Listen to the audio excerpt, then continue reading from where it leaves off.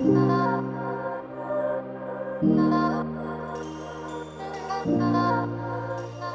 beautiful artists, and welcome to another video.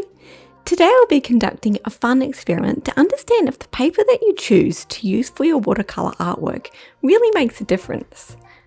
Before we dive into this, let me quickly introduce myself. My name is Ellie, an artist and art teacher living in Melbourne, and I share tips and tutorials to get you creating.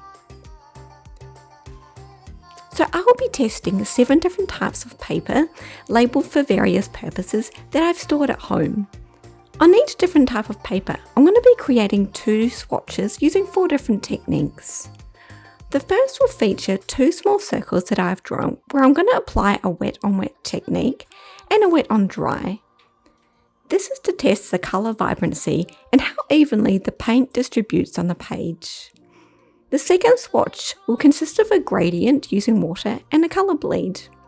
The gradient will test how smooth and consistent that the gradient will appear, while the colour bleed will test how easily the 2 different colours on the page bleed together without overmixing them.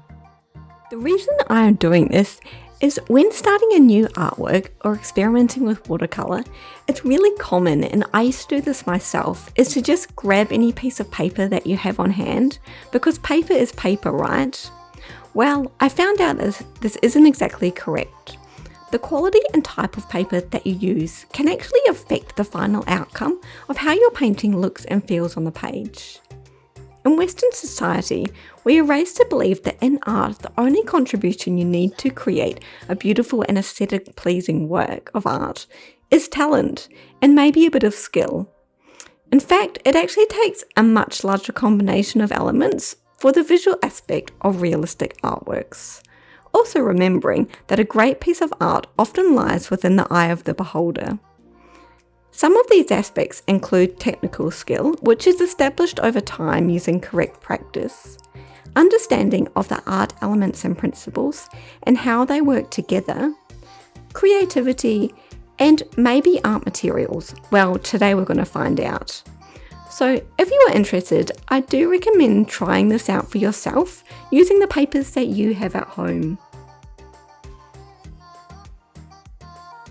For this little experiment, I'm using only one colour hue from one paint brand. So this is Cadmium Red by Winsor & Newton, which I've linked all the materials in this exercise in the description box below. Along the way, I've also experimented by creating some flower painting swatches with the various paper to trial the effectiveness when completing an entire small artwork. In these swatches, I've ensured to keep the main base colour the same as the trial swatches.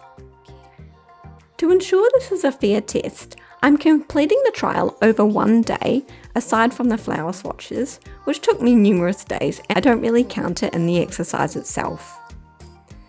This ensures that my level of knowledge and skill is consistent and that the ratio of paint versus water is similar across all paper types. Mixing the colour with water, I will measure it as accurately as possible. The same size of pure paint pigment, as large as approximately an Australian 5-cent piece, will be mixed with a couple of large dabs of water applied with my size 12 short flat mixing brush. Not perfectly accurate, I realise, but good enough for this type of non-scientific fun trial. This will be used for each of the 4 techniques, except applying the other colour and the colour bleed technique. At the end of this exercise, I will complete a small comparison table and explain whether the result has led me to believe whether the quality of your paper does or does not make a difference in the appearance and outcome of your artwork, and is it really worth spending those extra dollars on the more expensive brand or grade of paper. The paper types are a mixture of some that are not actually specified as suitable for watercolour and some that are. I have numbered each paper type as follows and will demonstrate painting the 4 techniques on each of them, discussing my experience as I go. Listen through until the end so you can hear the final evaluation on them and can make the best decision for yourself regarding what type and brand of paper will suit you the best. Please give me a big thumbs up and like this video, and also subscribe for more informative and fun experimental content like this. Now let's begin with paper number 1, which is the Fabriano Acquarello hot press watercolour paper with a thickness of 200 GSM. This is a moderate to expensive paper and has a fairly smooth surface to paint on. The paper seems to absorb the paint and water fairly well, and the colour appears very vibrant.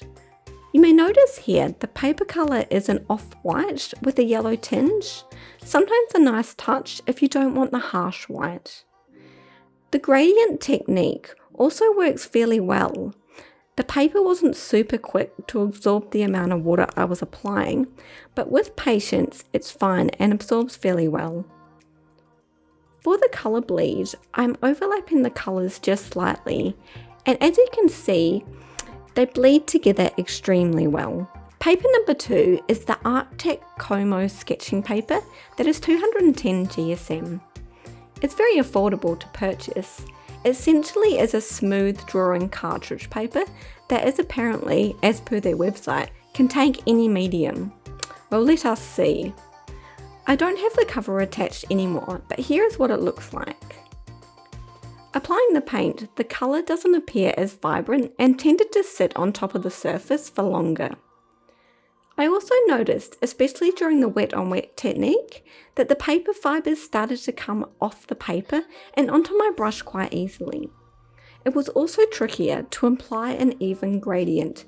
However, the colours did blend together surprisingly well during the colour bleed. Paper number 3 is paper from the student visual journals, more specifically a page from a Derwent Academy visual art diary, and it's 110 GSM. The journal is very cheap to buy from a stationery shop or online. The store I purchased this from, Officeworks here in Melbourne, states on their website that it contains really thick paper and that we won't have to worry about the colours bleeding together through the pages. I really do hope so. I found this the most difficult paper to use among them all. It was so thin that as soon as I applied any water, it completely soaked through the paper and was impossible to drag any of the red paint pigment to blend. I felt I had to be so cautious the entire time not to tear the paper and make a soppy paint mess. Because I couldn't really blend while painting the flower artwork, I found that I had to use other colours and various shades of the red to achieve an outcome that I was happy with, without the detail that I was after. Paper 4 is a Reeves pastel paper with a thickness of 160 GSM. The paper is more affordable compared to other artist brands and is suitable for students or artists who need to spend less. It's stated to be suitable for drawing in pastel, crayon, pencil and charcoal. It'll be interesting to see how this paper takes to the watercolour. The paper feels quite nice and it has a really great texture that I enjoyed working on. The paint and water again didn't absorb super well, and I noticed while colour bleeding that the colours didn't really bleed together much at all. I guess this is what you'd expect from a paper not designed for wet paint mediums. Paper number 5 is the Fabriano white paper. This product is explained on the back as ultra white drawing paper with a very smooth surface, ideal for graphite, pastel, colour pencils, ink and acrylic markers. The paper is more on the expensive side, especially compared to watercolour paper by other brands such as Reeves or Montmartre. This paper is quite interesting to work on. It has a very smooth surface, typical of a paper made specifically for dry mediums. I noticed that it tended to bleed slightly, especially over the designated outlines and the swatches. And the colour vibrancy was excellent, with the red appearing very rich. Again, the two colours didn't really blend together well, just a slight bleed.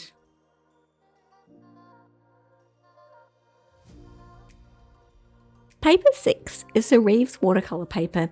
It's cold pressed and has a thickness of 300 GSM.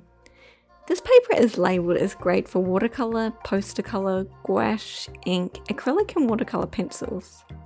The cover states that it is a medium surface, so it is rougher and more textured than the others that I'm trialling. It's a similar price to the Reeves pastel paper, and it's a more affordable option. My personal preference is that I didn't enjoy the hardness and strong texture of the paper. I found it okay to use when applying the paint or water, but also blending using the gradient and colour blending techniques. It worked well, however the colour didn't appear as vibrant. The final paper type, number 7, the most expensive of them all, the Arttec Aquarelle hot press paper with a weight of 300 GSM. This is a professional grade watercolour paper of very high quality. According to my online research, each sheet of this paper is hand inspected to ensure consistency and durability.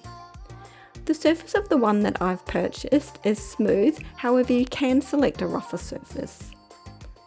It is also apparently so strong it can handle multiple washes of colour, scrubbing, and the application of masking fluid.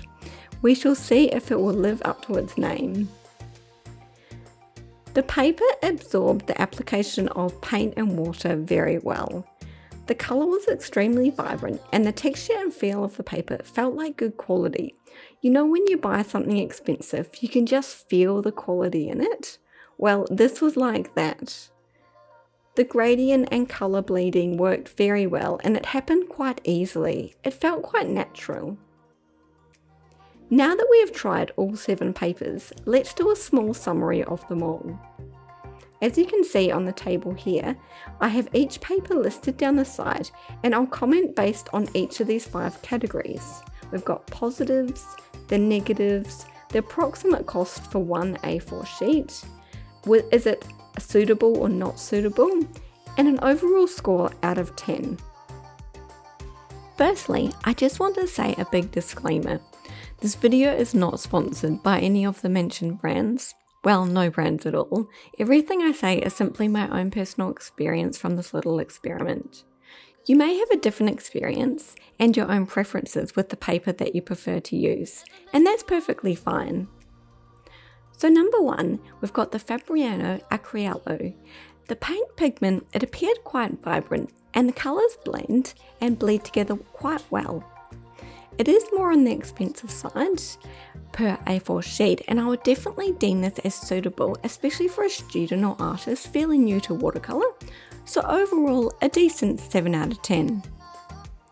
Number 2, we've got the Arttec Como Sketch, and this is very cheap and affordable paper. As it's not a watercolour paper, it doesn't really blend together well, and the liquids don't absorb into the paper. I would say that this is not suitable for watercolour and will give it a low score of 2 out of 10 for this medium. Number 3, we've got the Derwent Visual Journal, and it's also very affordable, often used for like school projects and folios. Blending is basically impossible, and the paper is so thin it gets quite soppy and may break. So definitely not suitable, extremely difficult to work on, and the lowest score of all with 1 out of 10. Number 4, we've got the Reeves pastel paper, and I was quite surprised by this paper and enjoyed the fine texture and feel of it. The vibrancy of the colour wasn't brilliant, so because of this I would deem this as non-suitable. Otherwise, I think it did a pretty okay job, especially as a pastel paper targeted towards the dry mediums, so a decent 5 out of 10. Number 5, we've got the Fabriano white paper, and the colour appeared very vibrant on the paper and it felt nice and smooth to work on. Negatives, it's probably a bit too smooth because I did notice that the paint started to slightly bleed when you applied the paint to your subject matter. This being the only negative, personally I would deem this as suitable, which is great for a paper specific for drawing, so a good 6 out of 10. Number 6, we've got the Reeves watercolour paper. This is a great price and one of the most affordable in the art store that I go to. Overall, negatives wise, I was actually quite disappointed, especially specifically being a watercolour paper. The colour didn't appear super vibrant and the paper felt quite stiff with too much texture. I wouldn't opt to use this, so I would probably say it is not suitable and only give a 4 out of 10. Lucky last is number 7, the Arttec Aquarelle. The paper felt quite easy to work on and absorbed the liquid well. It is the most expensive paper per A4 sheet, and do understand that many people couldn't afford to buy this, especially as a whole pad. However, I would definitely deem this as the most suitable paper and give it a solid 10 out of 10. Buying this to try for this video, I can't go back to what I was using before. To sum up this fun experiment, I definitely recommend spending those extra dollars on the higher quality and more costly paper type. Not only does it change how the watercolour acts on your page, therefore changing the appearance of your painting, but it also gives you feels more enjoyable to work on. This gave me the encouragement and the motivation to keep going, even when I didn't feel confident with particular aspects of my artwork. If price is an issue for you, you may like to opt for buying single sheets of A3 or A2 paper instead and cutting to your preferred size, so this is a cheaper way that you can do it. Also remember to save those nice quality pieces of paper for your final artworks and test the watercolour out on a cheaper piece or scrap piece instead. Anyway, that's it from me. I really hope you enjoyed watching this process and it gave you some insight into what art paper might be best for you. Remember to like this video and subscribe to my channel for more exciting content to come. And if you would like to see me complete more experiments or trials like this, please comment below to let me know. I would love to hear what paper that you expected to work the best. Take care and goodbye.